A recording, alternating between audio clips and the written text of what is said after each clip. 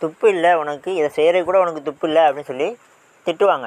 சில ஊர்களில் இந்த வார்த்தையை பயன்படுத்தி திட்டுவாங்க. ஸோ அதை நீங்கள் வந்து கேள்விப்பட்டிருப்பீங்க.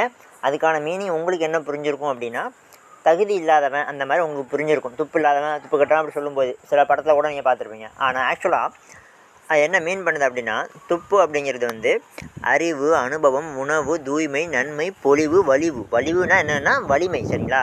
அப்போது ஒரு காரியத்தை செய்கிறதுக்கு நம்மளோட வலிமை இல்லைனாலோ, இல்லை அனுபவம் பத்தலைனாலோ, இல்லை அறிவு பத்தலைனாலோ என்னது துப்பு கட்டவன் சொல்லி திட்டலாம். அந்த தான் மீனிங் வருது. துப்புங்கிறது இதெல்லாம் இந்த பொருள்லாம் தருது. சரிங்களா? இந்த குறளுக்கான மீனிங் வந்து பார்த்திங்க அப்படின்னா, இப்போ தற்கால உரை என்ன அப்படின்னா, உண்பவருக்கு வேண்டிய உணவுப் பொருளை உண்டாக்கி உண்பவருக்கு குடிநீர் என்னும் உணவாகி இருப்பதும் மழையேயாம். சரிங்களா? அதாவது மழை பெய்யுது, அதனால் நம்ம சாப்பிடக்கூடிய உணவுப் பொருளை வந்து விளைவிக்கிறோம் இல்லையா, விளைச்சல் உண்டாக்குது. ஆனால் அந்த மழையுமே நமக்கு தண்ணி ஆற்றுல ஓடி நமக்கு அது குடிநீராக வருது. ஸோ மழையும் நமக்கு வந்து பயன்படுது. இதில் வந்து ஒரு சிறந்த ஆசிரியனுக்கு இணையாக மழையை வந்து நம்ம வந்து ஓமையாக படுத்தி பேசலாங்க.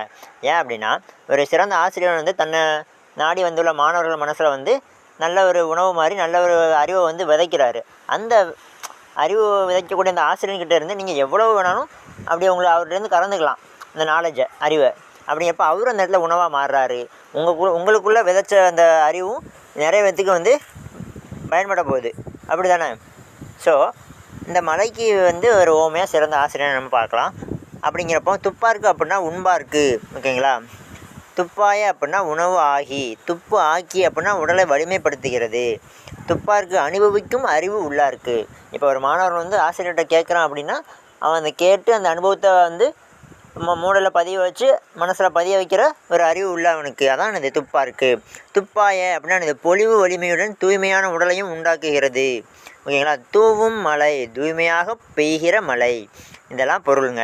இந்த குறள் இவ்வளோ அற்புதமான குறள் அப்படிங்கிறது எத்தனை பேருக்கு தெரியும்னு தெரில. இந்த வீடியோ பார்க்குறீங்க அப்படின்னா, இந்த இது பிடிச்சிருந்துச்சி அப்படின்னா லைக் பண்ணுங்கள். இந்த கமெண்ட்டில் சொல்லுங்கள் உங்களோட சஜஷன்ஸை.